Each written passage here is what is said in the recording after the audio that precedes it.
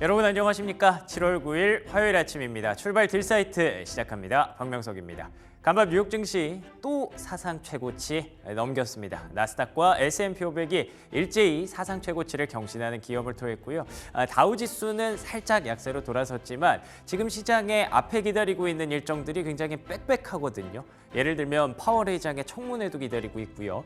소비자 물가지수, 생산자 물가지수 2분기 실적 시즌까지 앞이 좀 캄캄한 그런 상황인데도 불구하고 또다시 한번 사상 최고치를 경신했다는 건 그 안에서 어떤 업종들이 또 강하게 반응을 했다는 뜻이겠죠. 그러면 브리핑 뉴욕으로 업종들 한번 전반적인 시장 상황 한번 살펴보시죠.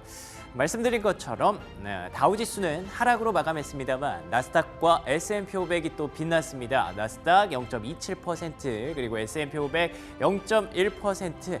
뭐 큰 숫자는 아니에요. 0.27, 0.1이면은 강보합인데 그래도 어쨌든 나스닥과 S&P 500은 오르면 사상 최고치입니다. 그렇기 때문에 매일매일 뉴스가 되는 거죠. 오르면 또 신고가 경신이니까요.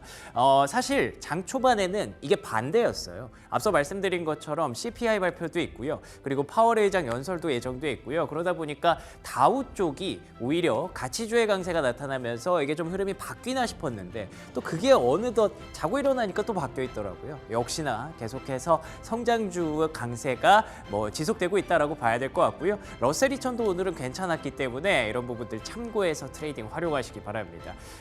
엔비디아 1.88% 상승했습니다. 엔비디아에 대해서 투자 의견이 조금 흔들린다라는 얘기를 어제 좀 드렸었는데 그걸 비웃기라도 하듯 엔비디아가 강하게 올라왔고요. 그리고 또 인텔마저 6% 급등했습니다. 반도체주들이 역시 다시 한번 힘을 내면서 나스닥을 끌어올렸다라고 보시면 될 것 같습니다. 그리고 여기 특징주에는 나와 있지 않지만 오늘 또 하나의 뉴스가 있었는데요. 애플이 시가총액 1위를 탈환했습니다. 사실 저한테는 애플의 1위가 조금 더 익숙하고 친숙하거든요. 그렇게 된다면 앞으로 애플의 강세가 쭉쭉 이어질지 아니면 마이크로소프트가 반격을 할지 잠시 후에 특징주에서 확인해 보도록 하고요. 조금 아쉬웠던 종목으로는 나이키 하나 넣어봤습니다. 3% 하락세가 나타났는데요. 나이키 참 뭔가 잘 안 되네요. 나이키만의 문제일지 아니면 소비 심리의 침체에 따른 어떤 구조적인 문제일지 이런 부분들도 한번 생각해 볼 포인트가 될 것 같습니다. 자, 그러면 오늘 시작을 만들었던 체크 포인트 3가지 먼저 확인해 보도록 하겠습니다. 자, 첫 번째. 주거비도 내려갑니다 라고 정해봤는데요.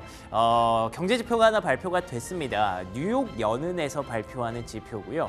시장에 엄청난 충격이나 쇼크나 이런 것들을 주는 그런 중요도 높은 지표는 아닙니다만 그래도 월요일 주 초반부터 뭔가 지표가 하나 나와서 제가 한번 체크를 해봤는데요.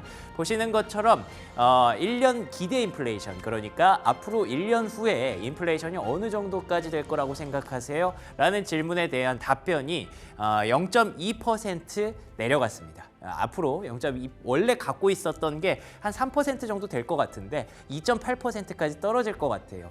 2라는 숫자 굉장히 중요한 거 아시죠? 연준에서 그렇게 얘기하는 인플레이션 목표치가 2%대입니다. 그렇기 때문에 뉴욕 연은 조사 결과도 2%대로 맞춰졌다는 거 점점 퍼즐이 맞춰진다고 볼 수 있을 것 같고요. 그리고 푸드와 에너지, 식료품과 에너지 가격에 대한 인플레이션 전망치도 0.5%씩 낮아진 게 확인이 됐습니다. 마지막으로 방점을 찍은 건 렌트 인플레이션, 그러니까 우리가 계속 걱정했던 미국의 주거비였는데 이마저도 6.5%까지 슬럼프를 겪으면서 내려왔다라고 하니까 긍정적인 부분들이 많이 나왔던 뉴욕 연은의 인플레이션 지표라고 볼 수 있겠죠. 다음 장 넘겨주시면요.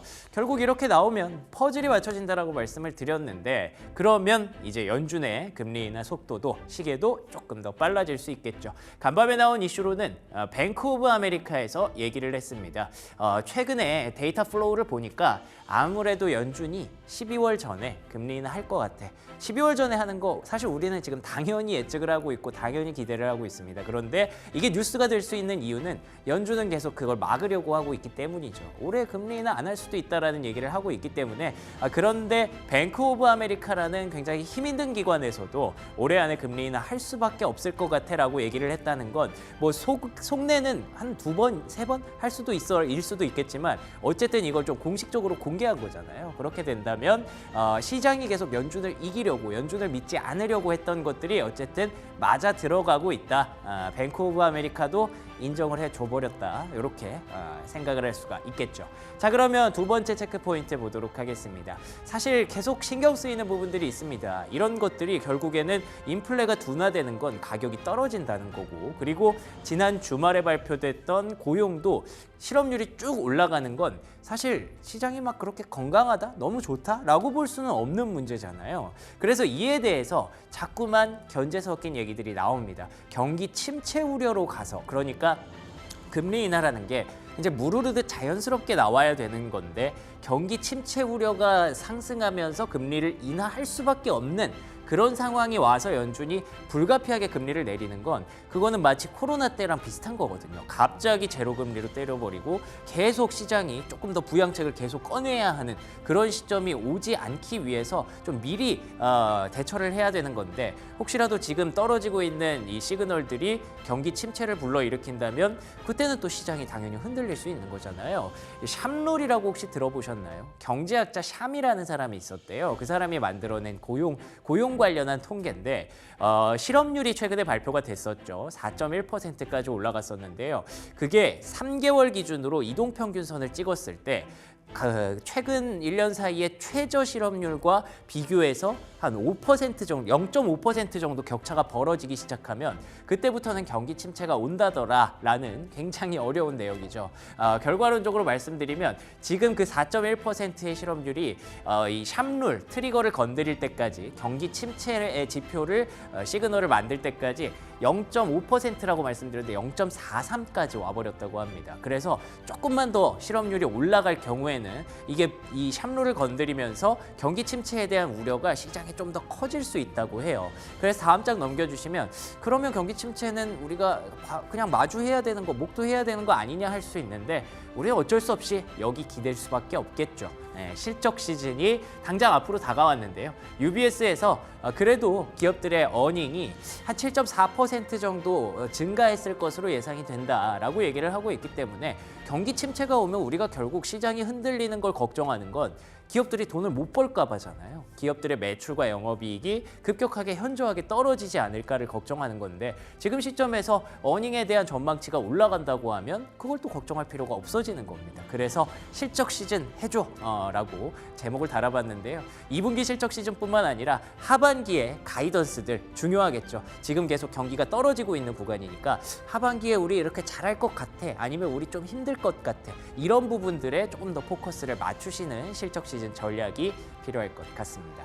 자, 그러면 세 번째 체크 포인트 확인해 볼까요? 세 번째 체크 포인트는 잊을만 하면 나오는 그 정치 불확실성 이야기 한번 간단하게 풀어보도록 하겠습니다. 영국과 프랑스의 총선이 끝이 났어요. 근데 영국에서는 결과가 압도적으로 노동당의 압승으로 끝이 났습니다. 노동당이 야당이죠. 보수당이 여당이었고요.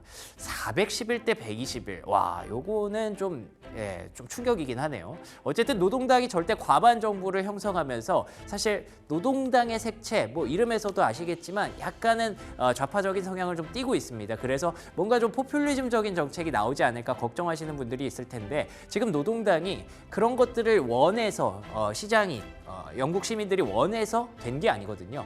보수당이 그만큼 못했고 경제가 불안한 그런 부분들을 해결해달라라는 그런 영국 시민들의 논리이기 때문에 노동당이 지금 하려는 게 점진적인 세수를 늘려나가는 거래요. 일단 영국의 재정을 탄탄하게 만드는 게 노동당의 첫 번째 과제라고 하니까 일단 이 부분 영국 증시, 유럽 증시가 긍정적으로 반영했고요.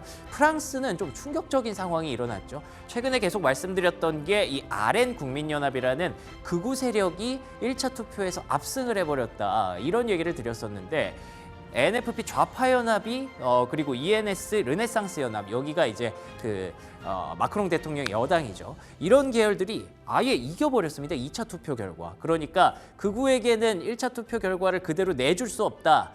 정권을 줄 수 없다라는 게 지금 좌파연합과 마크롱 대통령의 여당으로 이제 똘똘 뭉치게 된 계기가 됐는데 이렇게 되면은 사실 정부 구성하기가 굉장히 애매해지거든요. 그런데 어찌됐든 프랑스 입장에선 극우가 잡는 것을 막았다라는 측면에서 채권 시장이 안정되면서 프랑스 증시가 어제 또 상승하는 모습을 보였습니다. 그래서 애매한 것이 차라리 낫다라는 반응이 있더라고요. 과연 마크롱 대통령이 여기서 어떤 쪽과 이제 연대를 결성해서 진짜 연합 정부를 만드는지 거기까지 가기에는 아직 불확실성이 남아있지만 어디랑 손 잡아도 충분히 할 수 있는 경우의 수가 늘어났거든요. 그렇기 때문에 유럽 얘기는 이제는 아마 조금 사그라들지 않을까 싶은데 다음 장 넘겨주시면 진짜 걱정되는 건 이 부분이죠. 바이든 대통령에 대한 건강 이슈가 제가 생각했던 것보다 조금 더 심각할 수도 있겠다라는 생각이 듭니다.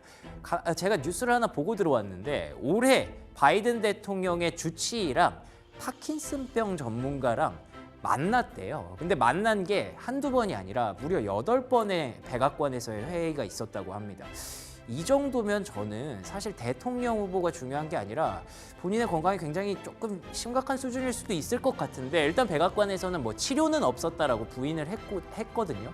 근데 민주당 측에서 계속 지금 여러 가지 얘기가 나오고 있고 아무래도 후보 교체 움직임 그리고 후보 교체 가능성이 어떤 기관에서는 51%까지 절반 이상으로 늘어났다라고 하더라고요. 그래서 초유의 사태가 발생할 수도 있기 때문에 이 부분은 여러분들 조금 생각보다 나이브하게 볼 게 아니라 생각보다 조금은 심각하게 받아들이시고 시장의 변동성을 유발할 수 있는 재료로 생각하시면 좋을 것 같습니다.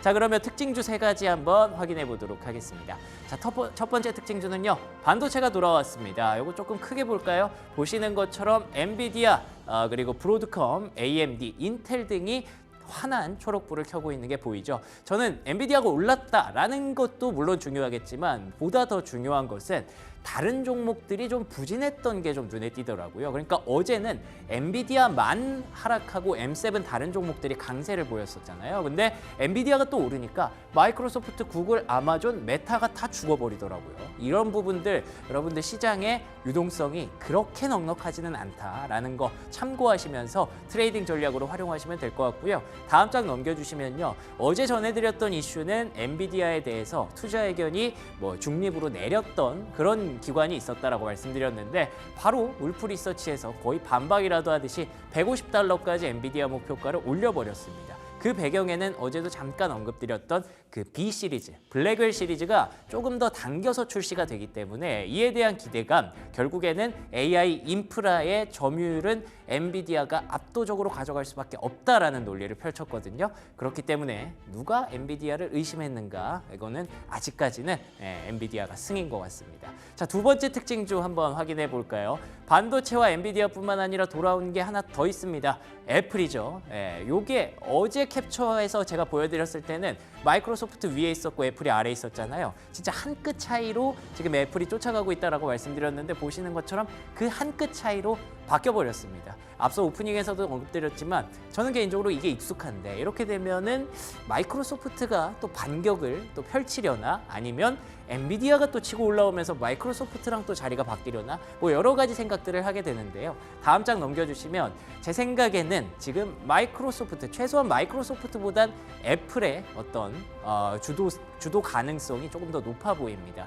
보시는 것처럼 아이폰 16 시리즈가 아마 AI 정책을 드리븐할 것이다 라고 얘기를 하고 있는데 지금 AI 시대가 오면서 가장 먼저 이슈를 불러일으킨 건 마이크로소프트가 맞죠. 오픈 AI와 그 챗GPT를 공개하면서 이런 상황이 벌어진 거잖아요. 근데 그게 조금 더 현실로 다가오면서 결국에는 우리에게 필요한 건 인프라다라는 논리와 함께 엔비디아가 쭉 급등을 했던 거고 그 인프라가 조금은 구축이 되면서 이걸 어디서 어떻게 활용할까? 결국 스마트폰에서 활용할 수밖에 없다는 점에서 스마트폰도 AI 인프라에 들어가는 거거든요. 지금은 아직 그 마이크로소프트가 갖고 있는 소프트웨어의 강점은 시장에서 크게 어필이 안 되는 것 같습니다. 인프라를 엔비디아와 아이폰 그리고 삼성전자가 어떻게 잘 깔 수 있을 것이냐, SK하이닉스까지 포함해서 그 부분들이 조금 더 어필이 되고 있기 때문에 이제는 칩에서 이 폼팩터로 넘어오는 과정인 거죠. 그래서 개인적으로는 애플이 조금 더 유리한 고지를 점하고 있지 않나.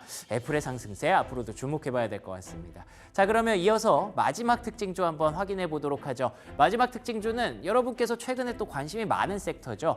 루시드 잡아봤습니다. 루시드가 이번에 장사를 잘했어요. 2분기 판매량 전망치가 1,900대였는데 2,500대까지 늘어났더라고요. 2,400대까지. 가격을 인하한 게 좀 주요했다고 하는데요. 사실 가격 인하가 뭐 이익률에서는 조금 아쉬울 수도 있지 않을까라는 생각을 하실 수도 있겠지만 루시드는 결국 테슬라에 대한 도전자거든요. 완성차 업체들까지 생각을 한다면 사실상 스타트업에 가깝기 때문에 이런 업체가 지금 시점에서는 영업이익보다 매출과 점유율을 늘리는 게 훨씬 더 중요합니다. 그러면 재고도 조금씩 소화를 할 수가 있고 그러면은 전체적으로 좀 긍정적인 시그널을 만들어줄 수 있기 때문에 이 루시드에 대해서도 여러분들이 최근에 어제 2차 전지 갑자기 급등을 하던데 추가 상승 한번 기대해 볼까라는 생각까지 생각해 볼 수 있을 것 같습니다. 여기까지 브리핑 뉴욕이었고요. 이어서 조은준 캐스터와 시황 브리핑 함께 하시죠. 간밤 글로벌 시장 살펴보도록 하겠습니다. 먼저 원달러 환율부터 살펴보시면요. 0.5원 상승한 1,380원대에 유지했습니다. 장 초반에 하락세를 보이면서 1,370원까지 내려가진 않을까 하는 기대감이 있었지만요. 장 중반 다시 한번 큰 폭으로 반등한 모습이었고요. 10년물 국채금리 살펴보시면은 주요 인플레이션 데이터와 함께 기업 실적 시즌을 앞두고 상승했습니다. 이번 주에 있을 미국 연방준비제도 의장의 금리 인하 전망에 대한 발언에서 이 단서 제공에 대해서 대기하고 있는 모습이었고요. 이에 대해 미국 6월 소비자 물가 지수도 10년물 국채 금리에 영향을 미칠 전망입니다. 이어서 원유도 한번 살펴보시면요. 국제 유가는 1% 하락한 모습입니다. 82달러 초반대에 거래 마쳤는데요. 가자 지구의 휴전 가능성에 대해서 세계적인 공급 우려 완화시켰고요. 허리케인 베릴의 혼란으로 이런 상승폭 제한된 모습이었습니다. 이어서 원자재 시황도 한번 살펴보도록 하겠습니다. 고용지표 둔화는 달러 약세로 이어졌고요. 이에 반해 금 선물 가격 계속해서 상승세 유지하면서 6월에 2,390달러까지 치고 올라갔었는데요. 이렇게 최고치까지 올라간 후에 투자자들 수익 예약하면서 금 가격 하락했습니다. 은은 2% 가까이 하락했고요. 구리도 1% 넘게 하락하면서 이를 비롯한 다른 금속 선물도 모두 하락한 모습이었습니다. 이렇게 글로벌 시장 살펴보았습니다. 프리미엄 미국 주식 이어서 시작하도록 하겠습니다.